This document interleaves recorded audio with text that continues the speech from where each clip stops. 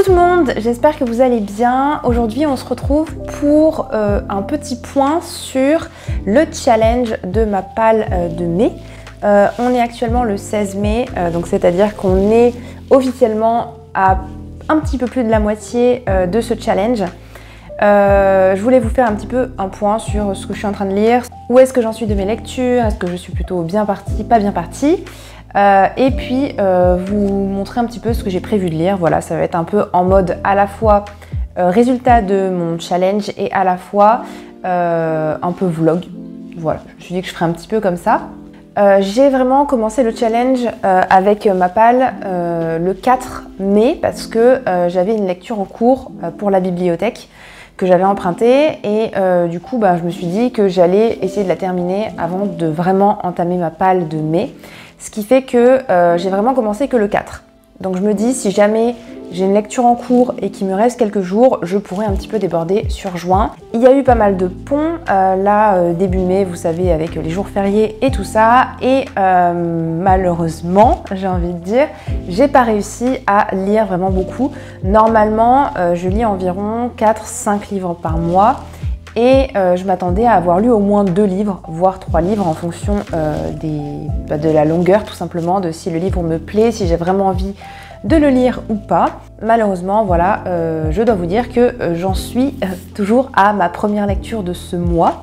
Donc j'ai décidé de commencer le mois de mai avec La Ville sans vent. Donc c'est le premier tome de ce diptyque d'Éléonore de Villepoix chez Hachette. C'est une super couverture que nous avons là, tout en doré. Vraiment, c'est ça qui m'a donné très envie déjà de base.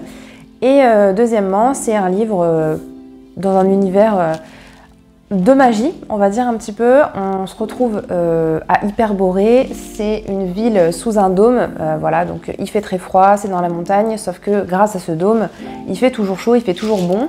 Et donc, l'univers est super bien travaillé, il y a beaucoup de choses qui me plaisent, mais je n'arrive pas. Je pense que c'est dû au fait que, je vais vous montrer ça, la mise en page est vraiment atroce. Voilà, je crois que je n'ai jamais vu un livre avec si peu de blanc, ce qui fait que la lecture est extrêmement longue, c'est écrit tout petit. Bref, c'est un petit peu un enfer, je vous en reparle quand je l'ai terminé. Mais en tout cas, j'aime beaucoup d'ores et déjà et je verrai avec cette fin. Mais bon, il me reste un peu moins de 100 pages. Du coup, aujourd'hui, je vais le finir, j'espère, parce que voilà, du coup, ça voudra dire que ça fait quasiment 2 semaines que je suis dessus. Vous savez que j'avais mis 10 livres dans ma palle de mai, qui était plutôt une pioche parce que je savais que je n'allais pas lire les 10 romans. Mais du coup, j'ai dû revoir un peu mon envie, ce que je voulais lire. À la base, je voulais absolument mettre le dernier tome de la saga Shades of Magic de V.I. Schwab. Finalement, vu la taille du livre, en fait, j'aurais lu que ça les 2 prochaines semaines, hein, vu comme j'avance pas vite dans ma première lecture. Et du coup, pour essayer de vider un peu plus ma palle, j'ai pris des livres qui me semblaient plutôt des bons partis. Donc j'ai prévu de lire La Dragonne et le Drôle de Damien Galisson chez Exprime. Donc c'est un livre qui fait 200 pages à peu près, qui est écrit plutôt gros, en vert. Donc il n'y a pas énormément à lire, enfin je pense que ça se lira plutôt rapidement. Et puis j'ai aussi décidé de mettre Nevermore donc de Jessica Townsend chez PKJ, donc c'est le premier tome de la trilogie. Pourquoi parce que ça fait longtemps qu'il traîne, que c'est écrit assez gros et c'est assez aéré et je pense qu'il va se lire tout seul. Donc même s'il est un petit peu gros, il fait 460 pages, je pense qu'il se lira plutôt facilement. Et puis je voulais aussi absolument mettre celui-ci, donc c'est le suivant sur la liste de Manon Fargeton chez Rajo. C'est l'intégrale, donc en fait comme je vous avais dit dans ma palle de mai, j'avais lu le premier tome et je m'étais arrêtée là, j'avais pas lu le deuxième, donc j'aimerais bien aussi terminer ce diptyque tout simplement. Et du coup, je sais que celui-ci aussi se lira très vite parce que le format du livre est déjà plus petit. C'est écrit extrêmement gros dans celui-là. Et en tout, je sais pas combien j'ai de pages, mais voilà, j'ai moins de 300 pages. Donc celui-ci devrait se lire assez rapidement. Voilà, donc je pense pouvoir finir ces 3-là en 2 semaines, j'espère. Et si jamais j'ai du temps, écoutez, j'en rajouterai une dans le lot, mais c'est l'idée. C'est l'idée là, c'est ma palle finalement vraiment définitive. J'aimerais bien aussi mettre l'année solitaire parce que ça me tente beaucoup et c'est une petite romance et pour cette période de printemps c'est vraiment pas mal. Je croise les doigts parce que à la fin du mois, du coup mercredi, jeudi, vendredi, samedi, dimanche, donc vraiment les tout derniers jours du mois, donc je sais plus, c'est le 28, 29, 30, 31. Je suis en congé, je suis à la maison et j'espère pouvoir lire pas mal. Ma foi, on verra. J'essaie de pas trop me mettre de pression non plus parce que l'objectif c'est pas non plus de me forcer à lire alors que j'ai pas envie. Surtout que je prépare une autre vidéo, il faut que je lise beaucoup de BD, beaucoup de mangas et tout ça. Mais voilà, j'espère pouvoir lire ces 4 là au moins. Et de toute façon, vous verrez dans la suite de la vidéo si j'ai réussi ou pas.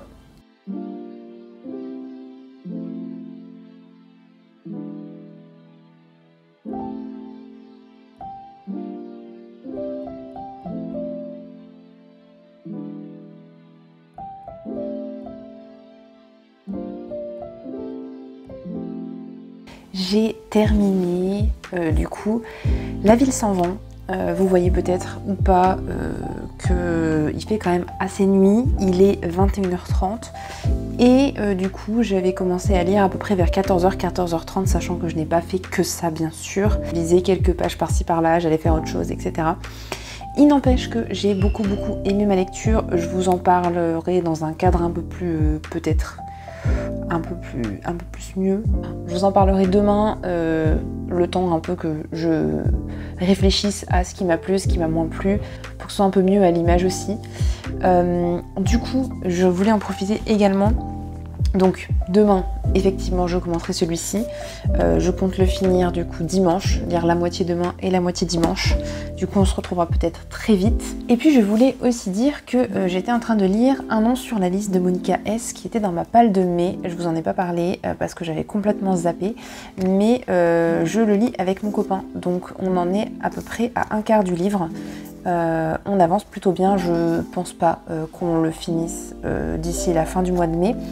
Mais je pense qu'on le finira certainement en juin. Donc ce sera aussi un livre à cocher sur ce challenge, même si on le finira un petit peu après la fin officielle. Je vous retrouve, on est mardi, donc je n'ai pas eu le temps de lire samedi parce que à partir de midi j'étais plus à la maison et je suis rentrée uniquement vers 22h30.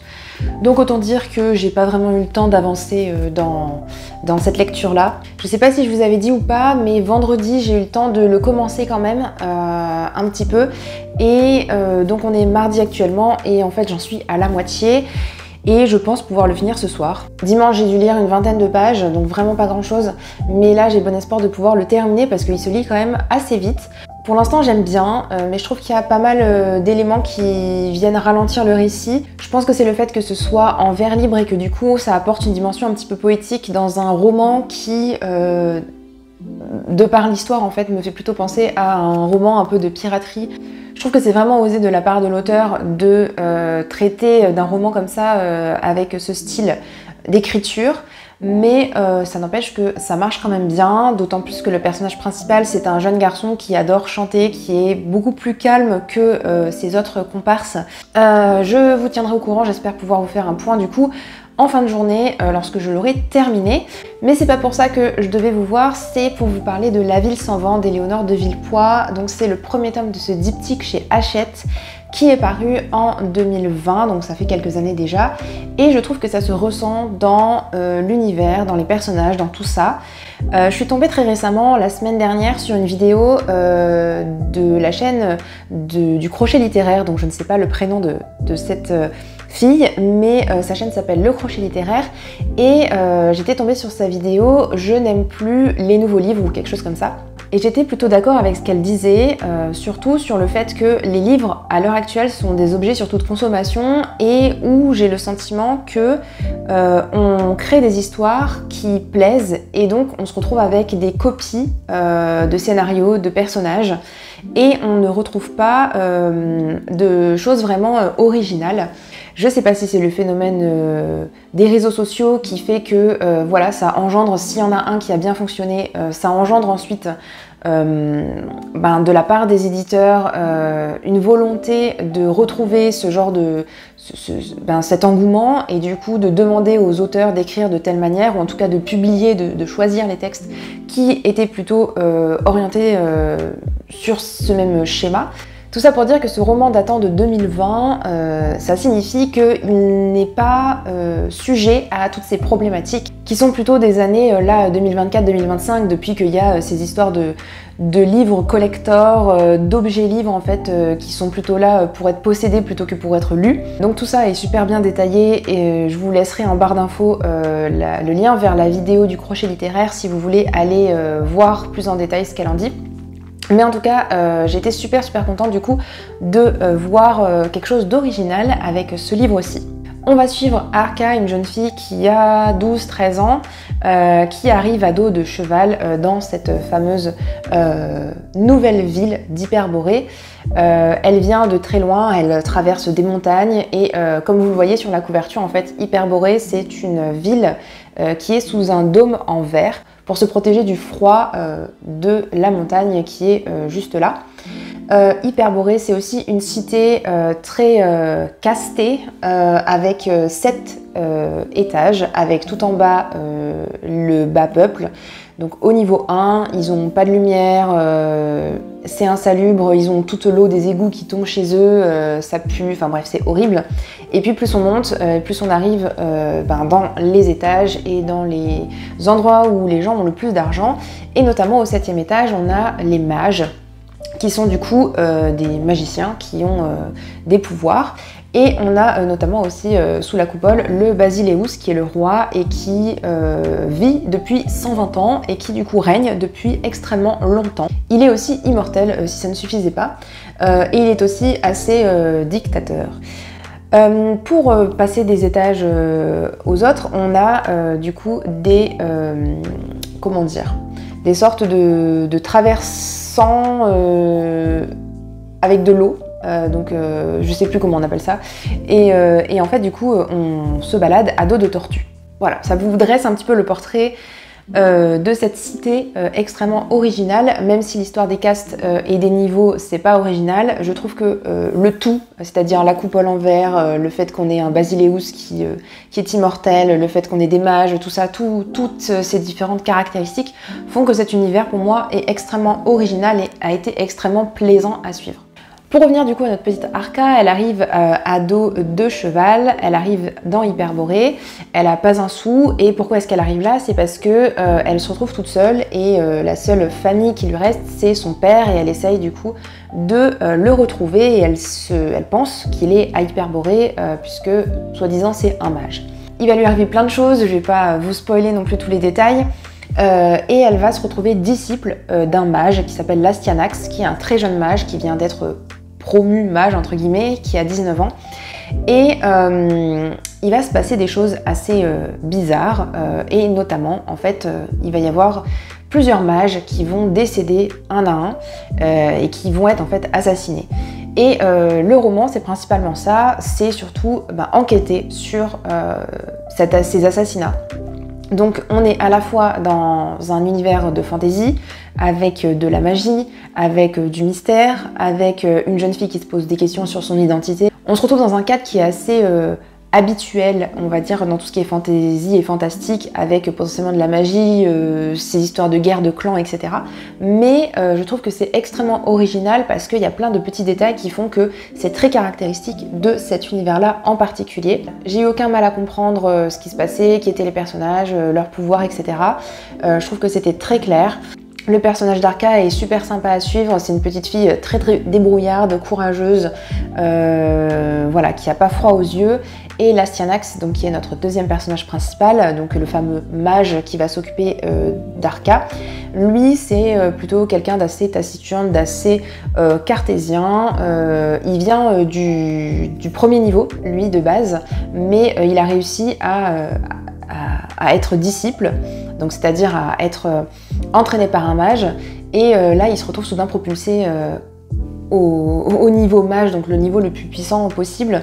Et donc comme il a toutes ces connaissances du peuple, des difficultés qu'ils ont, il va peut-être réussir à un petit peu faire bouger les choses et donner un petit peu plus d'égalité au sein des différentes castes. C'est un univers extrêmement riche, il se passe beaucoup de choses, mais pour autant on n'est pas perdu. Et ce mystère, cette enquête avance assez doucement. On n'a pas forcément tous les éléments, donc lorsqu'on a la révélation, on est vraiment surpris. En tout cas, moi j'ai été vraiment surprise parce que je m'y attendais pas. Et puis voilà, j'ai qu'une hâte, c'est de lire la suite. Donc honnêtement, si vous ne l'avez pas découvert encore, n'hésitez pas. La couverture, si vous fallait encore quelque chose pour vous décider, la couverture est absolument magnifique. Il y a du doré, tout ça. J'ai vraiment extrêmement hâte de lire la suite. En plus, il est disponible au format poche, donc si vous ne voulez pas vous ruiner, en plus vous pouvez. Et moi j'ai très hâte de lire la suite, donc il faut que je m'achète le deuxième tome assez rapidement pour essayer d'éviter un tant soit peu d'oublier tout ce qui se passe dans celui-ci. Nous sommes le 23 mai et bien sûr j'ai pris du retard par rapport à ce que je voulais, et de toute façon depuis le début de ce vlog et depuis les débuts de ce challenge, je n'arrive pas à avancer vraiment très bien. Mais d'un autre côté, je sais pas vous, mais me forcer à lire alors que j'ai pas envie, c'est pas forcément une bonne option. Donc je reviens pour vous parler du coup de La Dragonne et le Drôle que j'ai terminé. Du coup, je crois que c'était mercredi soir, on est vendredi actuellement. Et j'ai pu un petit peu du coup commencer Nevermoor, mais j'ai lu vraiment pas grand chose, je dois avoir lu 30 pages grand maximum. J'ai pas encore vraiment beaucoup lu aujourd'hui, j'ai lu une dizaine de pages, mais du coup je vais essayer de lire et de me chronométrer pour voir un petit peu combien je vais pouvoir lire de celui-ci ce soir. Mais on est là pour parler de celui-ci, donc La Dragonne et le Drôle, c'est du coup un livre qui est très court, qui se lit très rapidement quand même, avec du coup des vers libres. On va suivre un garçon qui a 12 ans, qui est surnommé le Drôle et qui a été plus ou moins kidnappé. En tout cas il a été contraint et forcé de rejoindre un petit clan de mercenaires, donc qui sont au nombre de 4, donc Chef qui est du coup le chef de ce clan, Tanner qui est un peu un gars sans pitié, qui n'a pas peur d'aller à l'encontre des gens, de leur tirer dessus, de les tuer, Roddy son grand frère qui est un as c'est pas la fléchette, qui est un as de l'arbalète, en tout cas du tir à l'arc. En tant que mercenaires, ils vont du coup se déplacer d'île en île, puisqu'en fait on est dans un monde de fantasy où on se retrouve avec des îles qui flottent dans les airs, qui sont reliées par des ponts. Un jour, le Drôle découvre par hasard une dragonne au fond d'une grotte et il ne va en parler à personne. Une armée arrive plus tard et veut essayer de sortir cette dragonne de la grotte. Le seul truc, c'est qu'elle ne se laisse pas approcher. Elle a déjà tué une bonne dizaine, une bonne vingtaine d'hommes de cette armée. Et donc la seule personne qui arrive à l'approcher, c'est le Drôle, donc ce jeune garçon qui est tout maigrichon, qui est très sensible, qui aime chanter, qui sent aussi un très profond lien avec cette dragonne, parce qu'il a même l'impression des fois de pouvoir sentir ce qu'elle ressent et de pouvoir limite communiquer avec elle. Vous doutez bien que la chef de cette armée va vouloir se servir du Drôle pour pouvoir faire ce qu'elle veut. Voilà pour ce qui est du résumé. C'est un roman qui du coup est assez atypique parce que dans les romans en vers libre que j'ai pu lire jusqu'à présent, on était plus dans des romans contemporains, enfin des romans où on suivait des jeunes qui tombaient amoureux, ou qu'on parlait d'amitié, de famille, de thématiques vraiment ancrées dans notre réalité. Alors que là on est vraiment dans un roman de fantasy, on est dans un autre monde. Voilà, en fait au début je ne m'attendais pas du tout à ce qu'on réussisse finalement ce pari de mettre des vers libres dans un roman qui soit un roman de fantasy. Pour autant c'est un roman qui fonctionne bien parce que tout dépend après ce que vous recherchez, mais là on est plutôt dans l'aspect sentimental, dans l'aspect vraiment qui va faire opposition avec ce monde brut et cruel, parce qu'on est du point de vue de ce jeune garçon qui lui n'est pas du tout dans cette optique de faire du mal, d'être brutal, de vouloir la mort des gens et limite Il y a certains personnages qui sont très contents de donner la mort aux autres, mais lui c'est pas du tout son cas et on voit que c'est vraiment quelque chose qui le rebute d'être de son point de vue, et en plus d'avoir ses vers libres finalement, c'est vraiment comme si on essayait de contrer cet aspect très brutal, cet aspect vraiment très sanguinaire du récit. Je m'attendais vraiment à ce que ça parte dans tous les sens, à ce que ce soit très dynamique, parce qu'on est dans un roman très très court, donc je pensais qu'il allait se passer plein de choses, et au final c'est plutôt assez lent. On prend vraiment le temps qu'il faut pour nous présenter les choses, mais d'une manière très sensible, en mettant des métaphores, en utilisant vraiment la langue française pour nous donner des émotions, des sentiments, des sensations. Ça a pété un coup de cœur parce que justement j'ai trouvé que finalement il se passait pas énormément de choses, mais d'un autre côté j'ai trouvé que c'était vraiment un pari très réussi de la part de l'auteur. Et j'ai beaucoup aimé justement le personnage principal qui au début est assez maigrichon, vous voyez, c'est le petit garçon qu'on laisse de côté, qui en fait n'est pas à la hauteur de ce qu'on attend de lui. Et au fur et à mesure qu'on avance dans l'histoire, il commence à avoir de l'importance parce que notamment on attend de lui qu'il aille voir la dragonne, puisque c'est le seul qui peut entrer dans la grotte. Et donc on met beaucoup de poids sur ses épaules, entre guillemets, enfin en tout cas on lui donne de la valeur, quelque chose qu'il n'avait pas jusque-là. Et jusqu'au moment où il se rend compte de ce qu'il peut faire, et notamment potentiellement peut-être sauver la dragonne. Je ne suis pas déçue de l'avoir découvert, et si jamais ça vous tente, n'hésitez pas. Donc officiellement j'en suis ici, c'est-à-dire vraiment je viens juste de le commencer, j'en suis à la page 27, et donc j'ai mis un petit marque-page là où j'aimerais être ce soir, mais ça m'étonnerait fort. Les chapitres sont assez longs, mais c'est écrit assez gros également, donc je pense que ça pourra se lire plutôt rapidement. Je pense honnêtement pouvoir le finir d'ici la fin du mois. On est le 23, ça me laisse 7 bons jours pour le terminer. Donc j'ai bon espoir de pouvoir le terminer avant la fin du mois. Et puis je pense que j'enchaînerai avec celui-ci, donc L'année solitaire de Alice Oseman, parce que je me dis que c'est pareil, ça se lira très vite.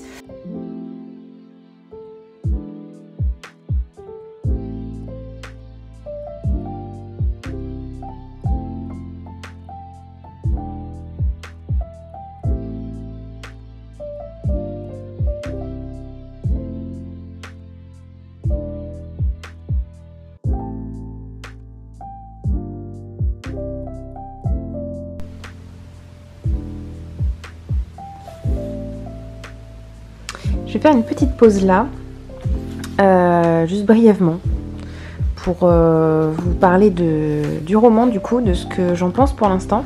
Petit point très rapide puisque j'en suis à la page 75, donc j'ai même pas lu un quart du livre pour l'instant. Ensuite du coup une jeune fille qui s'appelle Morrigan Crow, qui est une enfant maudite. Elle sait qu'elle va mourir la nuit de ses 11 ans. Et à cause d'elle, il y a plein de choses assez négatives qui se passent, que ce soit des confitures ratées, que ce soit des gens qui tombent, qui se cassent la hanche, ou même des choses, des fois on se demande si c'est vraiment elle qui est à l'origine ou pas, mais en tout cas on lui fait porter le chapeau pour pas mal de choses, la pauvre. Elle va aller totalement par hasard à la journée des enchères avec son père, où il doit faire un discours, et en fait c'est un endroit où les enfants des différentes écoles vont recevoir pour certains des offres pour aller dans une école prestigieuse et puis ensuite avoir un poste dans une entreprise renommée. Et donc bizarrement Morrigan Crow, alors que elle ne va pas dans une école comme tout le monde, elle se retrouve à avoir 3 lettres différentes de 3 mécènes différents qui lui proposent des offres. Et elle va rencontrer là un homme qui va lui proposer du coup quelque chose, sauf qu'il disparaît très mystérieusement. Et là j'en suis à l'étape où elle va finalement le suivre. Ça se lit très bien, très rapidement, c'est très fluide. Ça me fait un petit peu penser à Harry Potter sous certains aspects, et c'est un peu ce qui est écrit aussi sur la 4e de couverture, dans le sens où c'est une jeune fille que personne n'apprécie, qui est très en marge et qui va potentiellement arriver dans un autre lieu, peut-être un monde différent. Voilà, à voir ce qui se passera par la suite, mais en tout cas je suis très intriguée et j'aime beaucoup pour l'instant. on est dimanche, il est 9h30 et hier du coup j'avais arrêté le chrono à 2h15. Donc c'était mon temps de lecture de vendredi plus de samedi. Et j'en suis ici, donc à la page 217, ce qui correspond à peu près à un peu moins de la moitié du roman. Donc je compte lire environ, encore une fois, au moins une bonne heure, une heure et demie. Et je compte arriver à peu près... encore lire à peu près 150 pages et puis je le terminerai peut-être lundi ou mardi. Voilà, c'est un petit peu l'objectif d'aujourd'hui.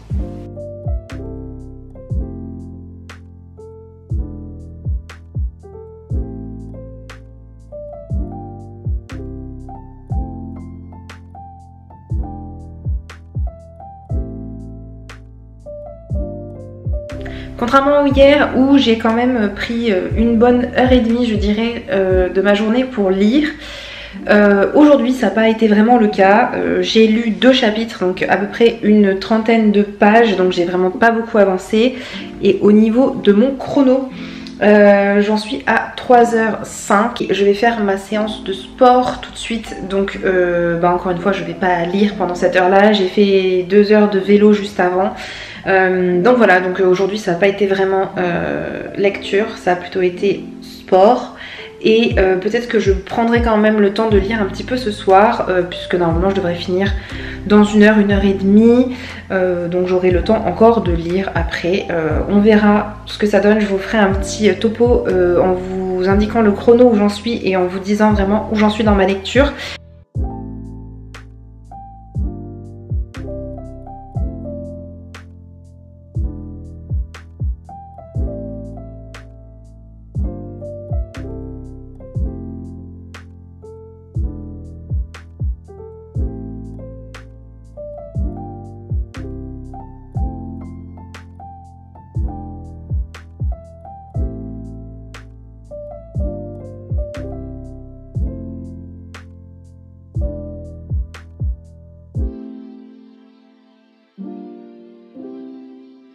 Voyez-vous ça? Il s'agit du coup d'un temps pluvieux. Et qui dit temps pluvieux, ça fait d'ailleurs un petit moment qu'on n'avait pas eu de pluie comme ça, dit qu'on reste à l'intérieur et dit qu'on peut lire. Ça donne moins envie, voilà, d'aller se balader, d'aller faire un tour de vélo, de profiter du beau temps, puisque on n'a pas de beau temps tout simplement. Donc ça veut dire que je vais peut-être pouvoir finir Nevermore ce soir. Ce serait quand même chouette. Il me reste 100 pages et je pense pouvoir le finir en 1h30, quelque chose comme ça, parce que ça se lit assez rapidement. On est mardi, je viens de terminer ma journée de travail, il est 17h et je suis en congé jusqu'au mardi, pas le prochain mais celui d'après encore. Donc ça veut dire que j'ai 2 semaines devant moi, sachant qu'il y a une semaine où je ne suis pas à la maison, où je pars un petit peu vadrouiller. Donc en fait là j'ai mercredi, jeudi, vendredi, samedi, je pars dimanche, donc j'ai 4 jours pleins où je vais pouvoir lire un max. Et je voulais aussi vous parler de ce livre-là, donc un nom sur la liste de Monica S. Je vous en avais parlé très brièvement, mais je ne vous avais pas vraiment fait de retour dessus. J'en suis à peu près à la page 180, je crois que c'est ça, 100 combien 183, sachant qu'il y en a un peu plus de 400. Donc on arrive doucement mais sûrement à la moitié du livre et donc je vais vous faire un petit retour rapide dessus. Donc un nom sur la liste, c'est une jeune fille qui s'appelle Zofia qui vient de sortir d'un camp de concentration, d'extermination et elle se retrouve toute seule et la seule personne qu'elle pense pouvoir retrouver, c'est son frère Abek. Alors qu'elle était de retour chez elle et qu'elle pouvait avoir une vie enfin un peu moins mouvementée et essayer de se reconstruire, elle va décider de dépenser quasiment l'intégralité de son argent pour se rendre dans un camp où potentiellement il se trouverait. Sauf que rien n'est sûr. Et donc arrivé là-bas, voilà, je ne vais pas en dire plus, mais voilà où on en est à peu près dans la lecture, puisque je le lis avec mon copain, je vous le rappelle. Et du coup, comme on part en voyage tous les deux, je pense qu'on risque de pouvoir le finir là-bas, pendant notre petit voyage, puisqu'on lira ensemble dans la voiture, enfin je lui lirai plutôt, faut être honnête. Donc voilà, mais je vous ferai un petit point et je pense du coup que j'aurai 5 livres de ma palle que j'aurai lus, ce qui est plutôt pas mal. Voilà, je me lance pas des fleurs, mais voilà, c'est quand même bien.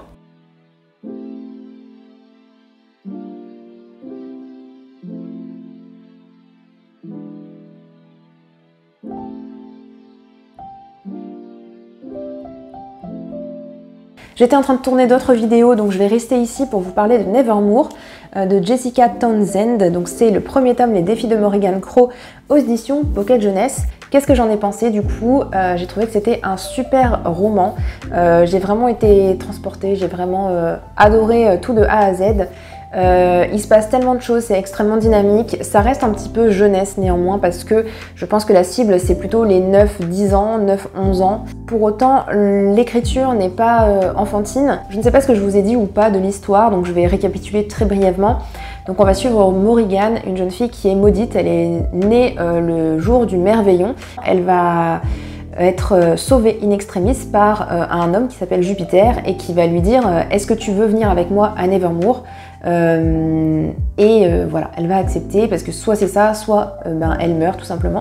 Donc elle va arriver dans cette espèce de monde parallèle. Elle va du coup vivre avec Jupiter dans cette espèce d'immense hôtel avec plein de choses magiques. Donc on a par exemple une chatte qui est une magnifique chatte, donc elle est énorme. On a un nain vampire, on a un garçon un peu mystérieux, il a un cache-œil sur un de ses 2 yeux.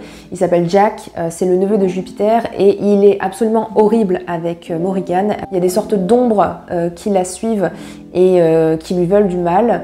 Et bon bref, ça fait toute une ambiance assez sombre mais sans être vraiment oppressante ou qui ferait trop peur pour un enfant. C'est un roman que j'ai vraiment adoré découvrir parce que justement il y a toutes ces petites choses fantastiques et mystérieuse qu'on découvre au fur et à mesure du livre. En fait, si Jupiter avait ouvert sa bouche et avait parlé à Morrigan en lui disant ouvertement les choses, ça n'aurait pas eu l'impact que ça a eu à la fin. Elle va participer à différentes épreuves et à la fin, si elle remporte toutes ces épreuves, elle va pouvoir intégrer une société un peu mystérieuse. Pour l'instant, on n'en sait pas grand-chose, mais extrêmement prestigieuse également. Et du coup, pour ce faire, il faut qu'elle ait un talent spécifique. Et nous, on est laissé comme deux ronds de flanc, comme l'héroïne. On ne sait pas vraiment ce qu'elle a comme talent. On essaye de découvrir aussi, de mener notre enquête. Mais il n'y a rien qui vraiment fait sens et qui pourrait nous mettre sur la voie. J'ai vraiment adoré ma lecture, donc je vous la conseille. Si ça vous tente, n'hésitez pas. Et moi, je me suis déjà procuré le 2e tome que j'ai commandé sur internet, donc il ne devrait pas tarder. Et j'espère pouvoir le lire assez rapidement. J'espère en tout cas le caser très prochainement parce que ce 1er tome m'a vraiment donné envie de lire la suite. Hello tout le monde, on se retrouve du coup mercredi matin. Il est 8h30. Voilà, je vais prendre mon thé avec vous.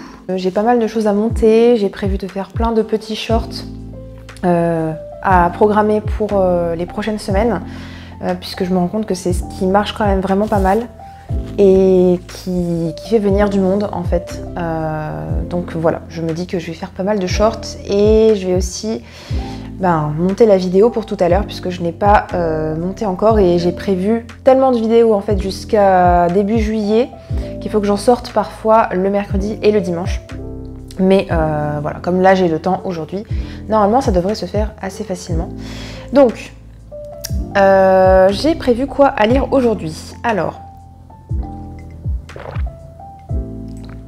j'ai prévu de lire du coup L'année solitaire, que j'avais prévu déjà avant, donc je me tiens à ce que je m'étais dit, d'Alice Oseman.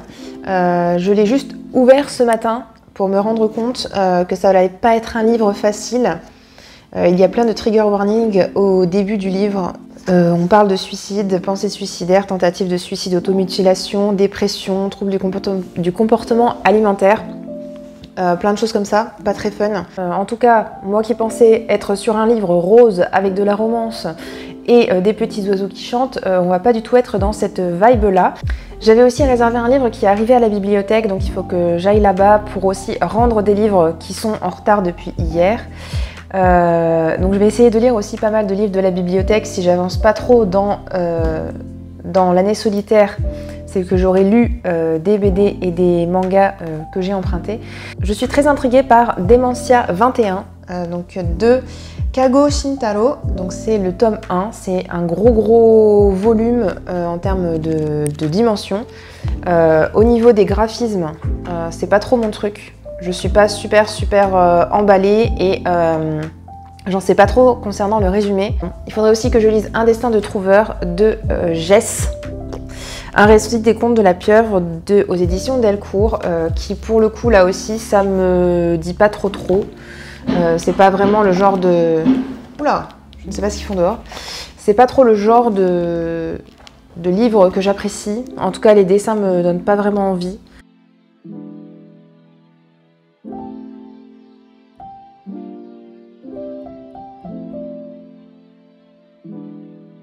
Je ne vous ai pas repris hier pour vous parler de ma lecture et de mon avancée dans l'année solitaire d'Alice Oseman, mais j'ai quand même pas mal lu, j'ai lu une centaine de pages puisque j'en suis arrivée à la page 130. C'est vrai que c'est pas une lecture très joyeuse comme je vous l'avais dit en vous présentant le titre, mais je pensais que ça serait pire. Voilà, on est quand même face à une héroïne, Tori, qui pas vraiment la joie de vivre, hein, au contraire. Mais au-delà de ça, c'est aussi un livre très mystérieux puisque assez tôt dans le roman, elle va suivre des post-it qui vont l'emmener dans une salle où elle va tomber nez à nez avec un code, enfin pas un code mais un nom de blog, je vais y arriver. Alors que tous les élèves se retrouvent pour parler de quelque chose d'important, en fait, le directeur adjoint va commencer à parler, et sauf que va retentir une musique qui a strictement rien à faire là, et il s'avère que c'est aussi ce blog-là, solitaire, qui en est à l'origine. On ne sait pas qui c'est, on ne sait pas ce qu'il veut exactement, et donc ça rajoute un peu une dimension de mystère, une dimension que je trouve très intéressante. On n'est pas dans un roman d'enquête pour autant, mais c'est quelque chose qui nous tient un petit peu tout le long du roman et où on se demande ce qui va se passer.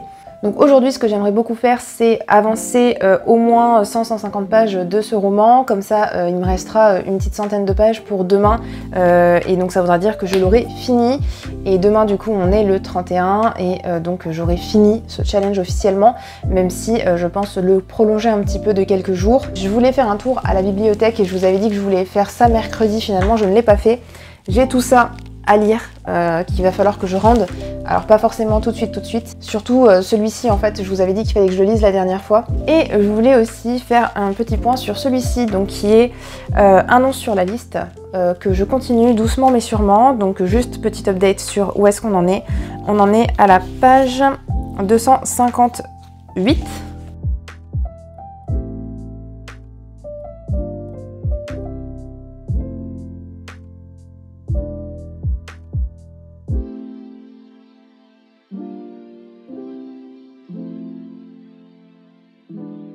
Ça c'est tout ce que je dois aller rendre à la bibliothèque et du coup je vais essayer de finir cette BD là pour la rendre donc dans je pense un quart d'heure 20 minutes parce qu'elle n'est pas très longue et puis du coup après je lirai peut-être un petit peu aussi, j'ai emmené l'année solitaire mais je pense honnêtement que je le lirai pas, je lirai plutôt à la maison. Je rentre de la bibliothèque et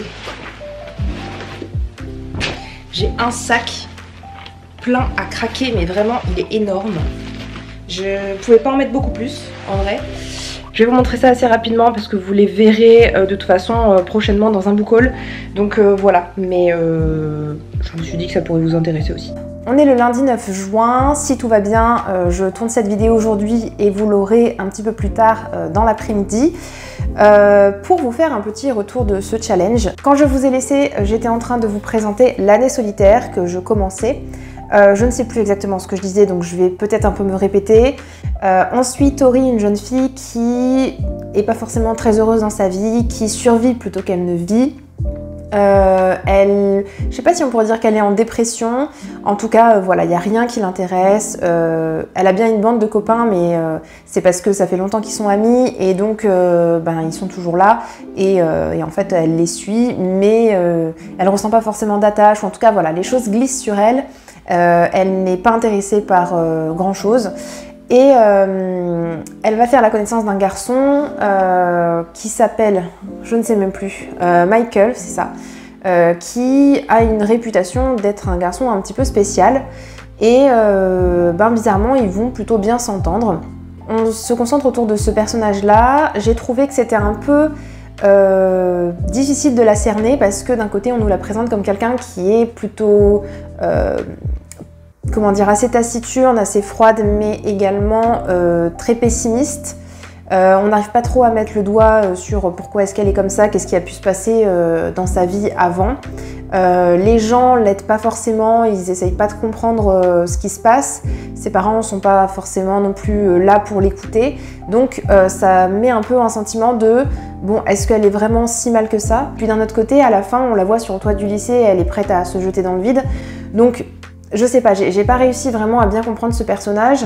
Et pour ce qui est de l'histoire, donc s'il y avait que ça, je me serais clairement ennuyée, mais on a un aspect un peu mystérieux parce que elle va découvrir une URL d'un blog qui s'appelle Solitaire et en allant sur ce blog ensuite il va y avoir des événements qui vont être teasés et en fait dans son lycée va se passer des choses assez bizarres. Des choses un petit peu pour défier l'autorité, par exemple lors de grandes assemblées où le directeur adjoint vient prononcer des mots officiels, il va y avoir une musique qui va se mettre à retentir et du coup qui va le mettre un peu mal à l'aise et personne ne va comprendre d'où ça vient. Ils ne vont jamais réussir à savoir, je parle de la direction de l'école, ils ne vont jamais réussir à savoir qui est à l'origine de ça. Et donc on va pouvoir suivre comme ça ces événements qui vont être de plus en plus importants et qui vont vraiment des fois être à la frontière entre la légalité ou en tout cas qui vont mettre en danger parfois certaines personnes. La raison pour laquelle ce personnage a créé Solitaire et pourquoi est-ce que il a fait tous ces événements et tous ces trucs vraiment hors normes, je trouve que c'est pas forcément explicable, c'est pas forcément crédible et je trouve que globalement dans cette histoire c'est ça qui manque, c'est de la crédibilité et j'ai pas ressenti vraiment grand chose pour les personnages. Même pour Tori qui est un personnage pour lequel on pourrait avoir de la compassion, en fait j'ai pas vraiment compris d'où venait son problème, pourquoi elle se sentait comme ça, seule, abandonnée un peu de tous mais en même temps elle en avait rien à faire donc je sais pas. J'ai pas ressenti forcément d'attache à ce personnage ni aux autres. Du coup, pour conclure, ça n'a pas été vraiment une super lecture. Je suis un petit peu mitigée, donc je vous le recommanderai pas forcément. Mon préféré d'Alice Oseman, outre Heartstopper qui est vraiment super, c'est Loveless, vraiment que j'ai trouvé super chouette. Je pense que c'est peut-être parce que c'est le premier roman de cette autrice. Elle l'a écrit quand elle avait 19 ans, il a été remanié, il a été refait. Elle dit que au tout début, c'est écrit qu'elle a modifié certaines choses parce qu'elle trouvait que c'était trop négatif et que c'était trop exagéré. Mais encore là, je trouve qu'il y a certaines choses qui manquent un peu de crédibilité. Les deux derniers livres dont je vais vous parler maintenant, ce sont des livres que j'ai terminés respectivement vendredi et samedi, donc c'est-à-dire bien après la fin du challenge. Mais ça fait que j'ai quand même terminé le 7 et le 6 et le 7 juin. Voilà, donc j'avais quelques jours de plus. Mais je me suis dit que j'allais quand même vous les présenter là parce qu'on n'est pas non plus à 2 jours près. Et au pire pour les puristes, on peut éliminer ces deux-là de la liste des livres que j'ai officiellement lus. Donc je vous parlais de Un nom sur la liste de Monica S chez Pocket Jeunesse que j'avais commencé depuis un petit moment avec mon copain et je l'ai terminé. Du coup, on l'a terminé plutôt. Et on l'a terminé du coup pendant ses vacances. C'est un livre où on suit du coup Zofia, une jeune femme qui, au sortir de la Seconde Guerre mondiale, n'a qu'une idée en tête, c'est de retrouver son petit frère Abek, à qui elle a promis de le retrouver parce qu'ils ont été séparés dans le camp de concentration. Du coup, elle va tout mettre en œuvre pour réussir à le retrouver, à refonder la famille qu'ils avaient parce que sa grand-mère est morte, ses parents sont morts, bref voilà, il ne reste plus personne qu'elle connaisse. À part son frère, donc vraiment c'est la seule chose qui lui reste dans sa vie. Donc elle va arriver dans un camp, un camp de réfugiés cette fois-ci, de tous ces gens qui ont vécu la Seconde Guerre mondiale, qui ont été dans des camps de concentration.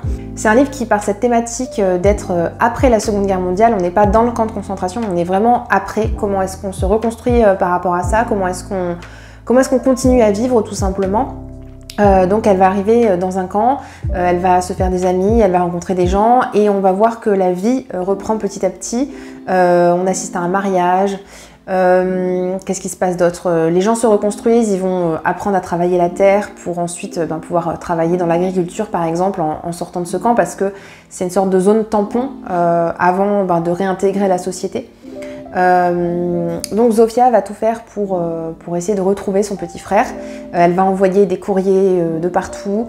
Et puis bon, je vous dis pas si elle le retrouve ou pas, mais la fin est assez triste.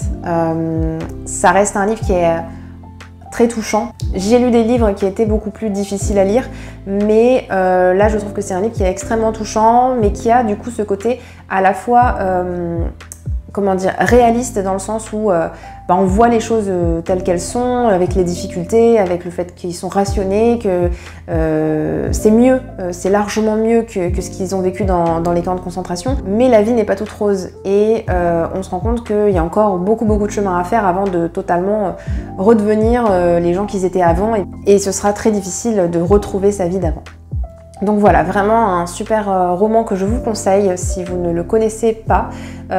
L'autrice s'est beaucoup intéressée à la Seconde Guerre mondiale. C'est, je pense, le troisième, elle le dit à la fin, il y a une note où elle dit qu'elle a déjà écrit plusieurs romans sur la Seconde Guerre mondiale qui se passaient justement lors de la Seconde Guerre mondiale dans les camps de concentration ou d'extermination. Et là, elle a voulu faire un livre qui parlait de l'après. Et justement, je trouve qu'on ne trouve pas assez de livres sur cette thématique-là. Donc vraiment, je vous le conseille très chaudement. Et pour finir cette vidéo, je vais vous parler du suivant sur la liste, ou plutôt du deuxième tome de cette intégrale, du coup, qui est La Nuit des Fugitifs de Manon Fargeton, aux éditions Rajo.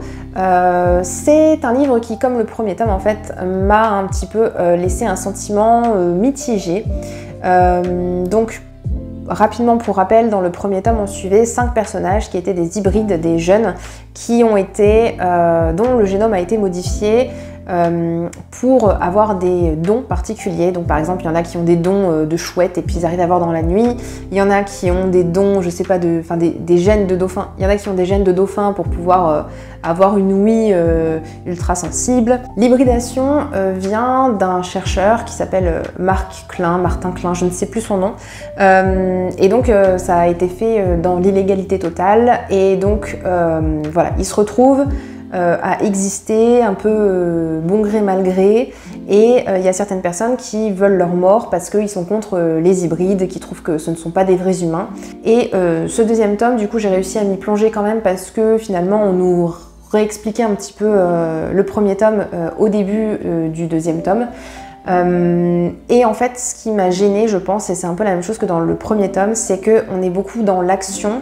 Et en fait, on est quasiment dans une action instantanée, c'est-à-dire que on va avoir en plus des horaires qui vont être indiqués, donc c'est vraiment cinématographique, c'est en mode on nous décrit ce qui se passe au moment où ça se passe. Donc voilà, c'est vraiment ça qui m'a le plus dérangée, je pense, c'est d'être vraiment dans une action constante et avec des choses qui auraient pu du coup être vraiment raccourcies pour avoir que les éléments principaux, parce que en fait du coup dans ce deuxième tome, qu'est-ce qui se passe?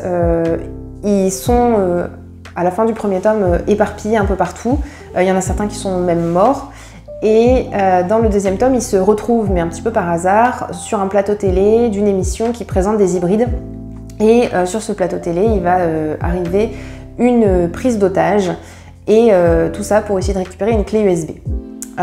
Et donc en fait on va vraiment suivre cette prise d'otage et ces hybrides qui vont essayer de récupérer cette clé USB. On ne sait pas exactement où elle est, on sait qu'elle contient une vidéo super importante, et voilà, et en fait c'est vraiment ça, le roman c'est vraiment que ça. Donc tout est vraiment extrêmement détaillé, et je trouve qu'on n'a pas la réponse à toutes nos questions. Les hybrides, on ne sait pas vraiment pourquoi est-ce qu'ils ont été créés. On a un autre personnage qui est assez mystérieux, on ne sait pas qui il est, on ne sait pas ce qu'il veut. On sait qu'il veut aussi se servir des hybrides, mais potentiellement en faire des armes de guerre. Mais pourquoi? Est-ce qu'on va être potentiellement en guerre dans un avenir proche? On ne le sait pas. Je trouve que ça manquait un peu de consistance en dehors de cette unique action centrale qui fait tout le roman en fait. Voilà. C'est un petit peu ce que je trouve dommage dans cette duologie. Après ça plaira à tous ceux qui adorent tout ce qui est action, mais je trouve que ça manque de consistance. Voilà. Voilà du coup mes 6 livres que j'ai lus pour ce challenge. J'ai vraiment eu de très bonnes lectures. Un nom sur la liste était vraiment top. Nevermore, j'ai vraiment très hâte de lire la suite. La ville sans vent, je pense que c'est ma meilleure lecture de ce mois-ci. Et puis ce dernier-là, la dragonne et le drôle, était vraiment pas mal aussi. J'ai eu quelques petites déceptions, mais globalement ça a été des très bonnes lectures. Voilà, j'espère que ma vidéo vous aura plu, que ça vous aura donné aussi, vous, envie de faire la même chose, d'essayer de lire un maximum de livres de votre palle.